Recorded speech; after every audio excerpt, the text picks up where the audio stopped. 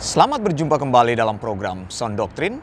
Saya Pendeta Wanda Dumais dari Sydney, Australia. Maranatha, Tuhan Yesus segera datang. Saudara yang dikasihi Tuhan, kali ini saya ingin membaca dari Yohanes 20 ayat 19. Ketika hari sudah malam, pada hari pertama minggu itu, berkumpullah murid-murid Yesus di suatu tempat dengan pintu-pintu yang terkunci karena mereka takut kepada orang-orang Yahudi. Pada waktu itu, datanglah Yesus dan berdiri di tengah-tengah mereka dan berkata, "Damai sejahtera bagi kamu." Saudara yang dikasihi Tuhan, pada waktu pertama kali saya membaca ayat ini, terus terang saya dibingungkan dengan kata-kata murid-murid Yesus berkumpul di suatu tempat dengan pintu-pintu terkunci karena mereka takut kepada orang-orang Yahudi. Saya tunjukkan alasan mengapa saya dibingungkan dengan kata-kata ini. Dan hari ini saya akan melakukan eksegesis yang sedikit berbeda, mungkin engkau belum pernah mendengarnya. Alasan pertama, saudara, mengapa dikatakan murid-murid Yesus yang sebenarnya mereka adalah orang Yahudi, tapi mereka takut kepada orang Yahudi. Kata-kata ini sebenarnya tidak masuk di akal. Bukan saya mempertanyakan otoritas kitab suci. Alkitab ini kan adalah versi terjemahan. Makanya kita perlu sungguh-sungguh membaca Alkitab dengan hati yang terbuka, sungguh-sungguh belajar firman Tuhan, mengeksegesis Alkitab dengan hati yang terbuka, dengan mencari sumber-sumber yang terpercaya. Untuk memahami Alkitab, ada baiknya kita membacanya di dalam bahasa asli.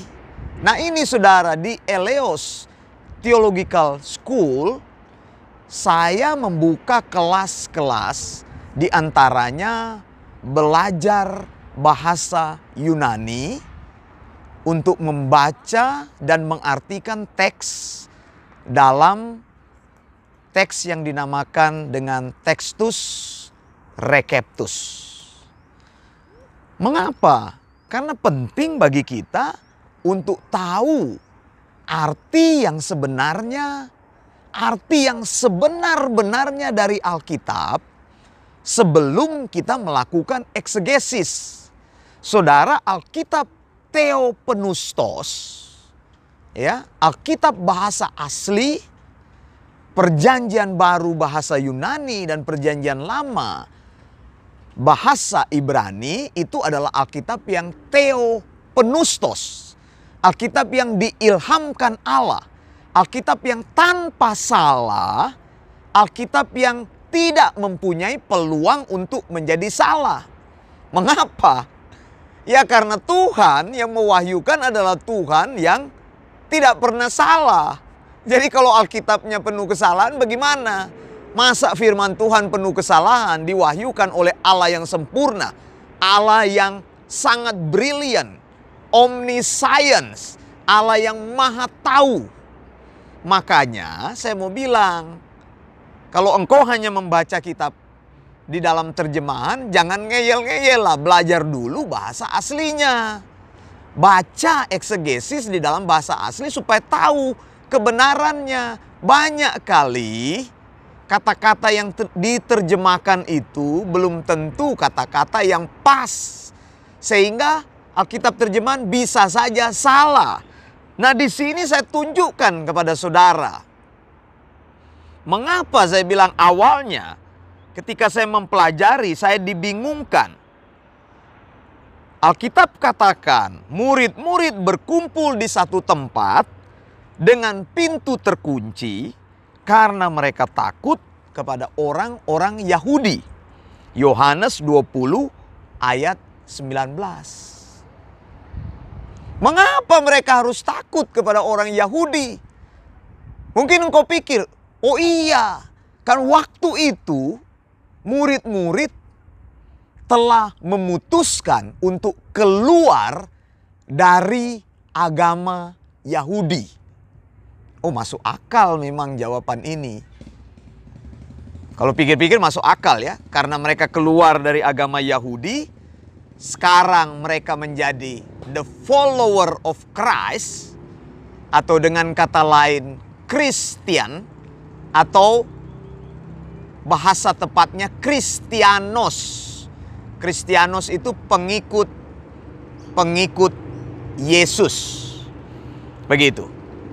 Mungkin wajar. Waktu Anda baca ini Anda pikir wajar ya, namanya mereka sekarang memutuskan keluar dari agama Yahudi. Nah saudara, saya mau kasih tahu nih prinsip ini yang penting sekali. Agama Yahudi itu, Yudaisme itu bukan sekedar agama. Tapi ini adalah identitas seorang Ibrani. Ya. Jadi memutuskan keluar dari agama Yahudi itu bukan perkara main-main. Itu memang keputusan hidup dan mati. Sekali lagi saya mau katakan, Yudaisme itu adalah identitas seorang Yahudi. Orang Yahudi itu yang dilahirkan sebagai orang Yahudi, mereka itu banyak sekali aturan-aturannya untuk mematuhi Torah. Jadi Yahudi itu saya bilang tadi bukan sekedar agama, tapi way of life. Gaya hidup, identitas diri. Jadi kalau engkau memutuskan berhenti menjadi orang Yahudi, Anda bisa bayangkan engkau kehilangan identitas utama. Ya. Untuk menjadi orang Yahudi aja ada upacara yang namanya bar mitzvah. Itu adalah upacara pengukuhan seorang anak yang sudah akil balik, menyatakan dirinya sebagai seorang Yahudi. Jadi bar mitzvah itu suatu prosesi pengakuan bahwa engkau sudah menjadi orang Yahudi yang akil balik. Saya bahkan mendengar dari kata-kata seorang teman.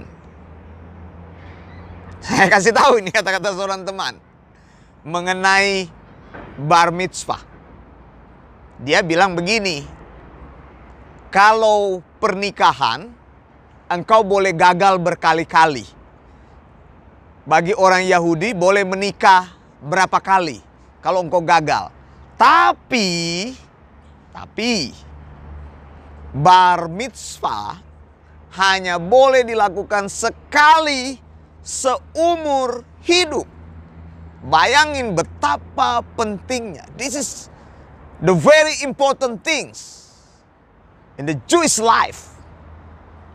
Bar mitzvah. Ya. Masuk akal nggak? Kalau bagi kita tidak masuk akal. Ya kalau bagi saya Pendeta Wanda Dumais, ya saya menikah 1 kali seumur hidup. Kalau saya bilang 2 kali nanti saya bisa dikejar sama istri saya. Saudara. Tapi bagi orang Yahudi menikah itu boleh berkali-kali. Asal bar mitzvah hanya boleh 1 kali. Maksudnya apa? Saya tunjukkan. Bahwa menjadi seorang Yahudi yang akil balik itu adalah sebuah identitas. Engkau tidak boleh melakukan itu berkali-kali. Mengapa? Sekali engkau memutuskan menjadi Jewish. Jewish itu kelahiran, saudara. Tidak bisa Wanda Dumais memutuskan jadi Yahudi. Begitu. Bisa orang luar menjadi Yahudi, tapi melalui serangkaian-serangkaian upacara. Namanya proselit. Ya harus disunat dulu untuk laki-laki. Lalu mengikuti serangkaian hal. Begitu. harus mengikuti upacara juga permandian, penyucian, lalu engkau harus diproses oleh para rabi-rabi. Sesudah engkau memahami Torah, engkau harus membuat pengakuan juga. Apakah engkau akan diterima atau tidak. Sebagai proselit ya. Proselit itu orang luar yang mau menjadi Yahudi. Tapi menjadi Yahudi adalah perkara seumur hidup. Sebuah identitas. Nah di sini dikatakan murid-murid berkumpul di satu tempat dengan pintu-pintu terkunci. Karena mereka takut kepada orang Yahudi. Tidak masuk akal menurut saya. Tidak masuk akal. Makanya ada arti lain di balik ayat ini, saudara. Saya beritahu kepada saudara bahwa murid-murid tidak pernah takut kepada orang Yahudi. Jadi singkirkan pemikiranmu. Saya eksegesis ayat ini.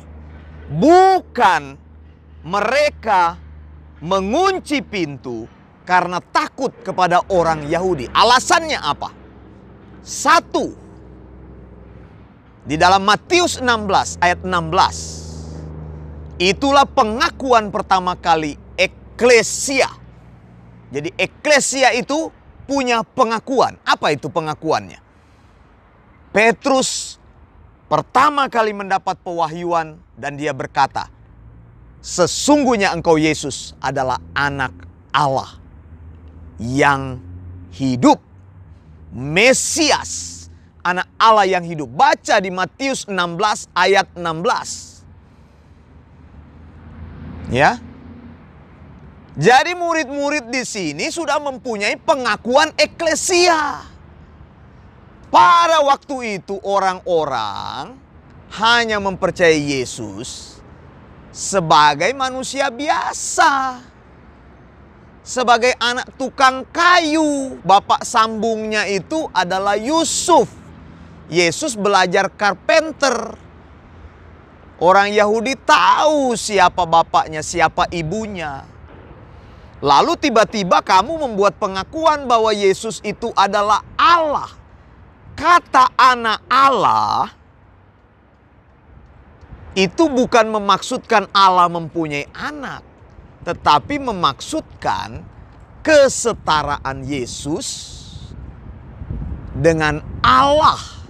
Jadi ketika Petrus katakan engkau adalah Mesias, anak Allah yang hidup, secara terbuka Petrus membuat pengakuan bahwa Yesus itu manusia yang setara dengan Allah.